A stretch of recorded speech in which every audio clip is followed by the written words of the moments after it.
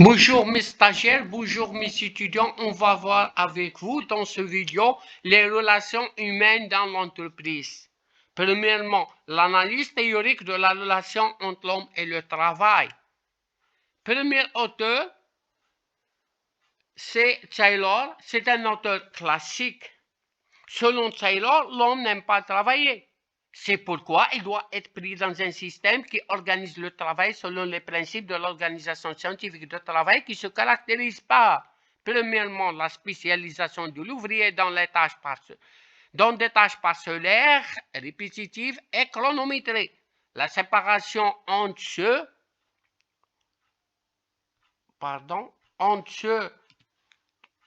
qui conçoivent et ceux qui exécutent. Troisième caractéristique, c'est l'amélioration de la productivité. La quatrième, c'est le contrôle rigoureux du salarié et la motivation matérielle. Deuxième auteur classique, c'est Taylor. Il s'est intéressé à l'organisation de l'entreprise qui se compose de fonctions suivantes: technique, financière, sécurité, comptable et administrative. La principale fonction, c'est la fonction administrative. On va voir un autre auteur, ce sont les écoles des relations humaines et principalement le Maillot. Selon l'école des relations humaines, le salarié cherche en contrepartie de son travail un facteur d'équilibre et d'épanouissement personnel par la satisfaction des besoins de respect, de responsabilisation. Un Maillot a montré l'importance du groupe de travail et de la dynamique du groupe. Communication, relations amicales, respect en tant que source de motivation du salarié. Il repose sur l'émergence progressive des besoins selon 5 niveaux hiérarchiques. Lorsque les besoins physiologiques sont satisfaits, les besoins supérieurs peuvent être constitués de sources permanentes de motivation. C'est le principe de la théorie de Maslow. Je recommence. La théorie de Maslow repose sur l'émergence progressive des besoins selon 5 niveaux hiérarchiques. Lorsque les besoins physiologiques sont satisfaits, les besoins supérieurs peuvent constituer des sources permanentes de motivation. Les 5 paliers de besoins sont les besoins physiologiques, besoins de sécurité, besoins d'appartenance, besoins d'estime et à la fin, les besoins de relation de soi, de s'auto-accomplir. Maintenant, on va voir un autre auteur, c'est Herzberg. Il distingue deux types de facteurs: les facteurs d'hygiène liés aux conditions de travail, salaire, système d'information et de communication, dont la défiance est susceptible d'engendrer l'insatisfaction. Les facteurs de motivation liés au contenu du travail, l'initiative, autonomie, responsabilité, évolution de carrière qui sont des facteurs de motivation durable. Maintenant, on va voir l'organisation participative de l'équerre. La motivation du salarié passe à travers sa participation à la prise de décision, à la définition des objectifs de son entreprise, à sa responsabilisation, car cela lui assure un épanouissement, un enrichissement et évolution de carrière.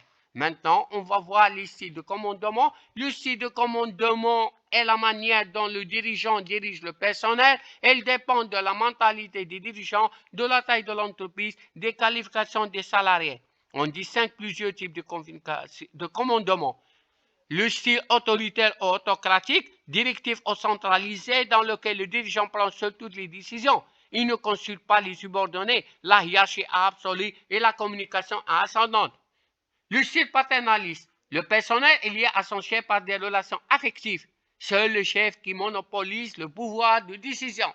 Délégatif ou consultatif, les subordonnés sont consultés sur les décisions apparentes et le supérieur délègue le pouvoir de décision à des niveaux hiérarchiques inférieurs. Le style participatif, le manager associe les collaborateurs à la prise de décision, partage l'information, encourage les initiatives, favorise l'implication du personnel, etc.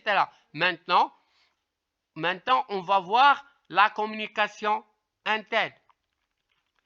La communication interne est le processus de transmission et de la circulation de l'information au sein de l'entreprise. Le rôle de la communication, premièrement, exécuter les décisions prises et coordonnées entre les différents organes du système, informer le personnel sur les changements, les réalisations et les stratégies de l'entreprise, améliorer le climat social et minimiser les conflits, satisfaire le besoin d'appartenance, de valorisation et d'estime des salariés, assurer la mobilisation des salariés autour des objectifs de l'entreprise. Maintenant, on va voir les conflits et les instances de représentation du personnel. Les conflits essentiels dans l'entreprise, on distingue plusieurs types de conflits. Les conflits individuels, les conflits collectifs, l'absentéisme, le turnover. Les conflits individuels, ils se manifestent par des revendications spécifiques à un salarié. Les conflits collectifs, ils concernent un groupe de salariés ou l'ensemble des salariés qui se traduisent en général par des grèves. Le turnover ou le départ définitif des salariés causé par des licenciements ou par des démissions. Les modes de résolution du conflit, les négociations préventives, les négociations collectives, les conciliations, la médiation, l'arbitrage. Les négociations préventives, ils permettent d'aboutir à des conventions collectives qui organisent les conditions de travail dans certains secteurs, ce qui aide à éviter les conflits sociaux. Les négociations collectives, elles débouchent sur un accord en cas de conflit. Conciliation, le conflit est porté devant une commission. La médiation, un médiateur intervient pour proposer une solution que les deux parties peuvent rejeter. Arbitrage, un tiers est désigné par les parties pour donner une décision qui engage les deux parties.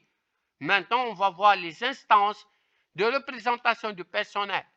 La GLH, soit définir une politique sociale dont l'objectif est d'améliorer le climat social par l'anticipation et la gestion des conflits sociaux. Cela nécessite la mise en place des représentants du personnel dont les attributions sont comme suit. Les délégués du personnel présenter les revendications individuelles ou collectives à l'employeur, saisir l'inspecteur de travail en cas d'infraction de travail. Les délégués syndicaux défendre les intérêts du personnel, mener les négociations pour aboutir à des conventions collectives ou résoudre le conflit, exprimer les revendications d'ordre salarial ou social du personnel, assurer la communication au sein de l'entreprise en véhiculant les informations obtenues du comité d'entreprise.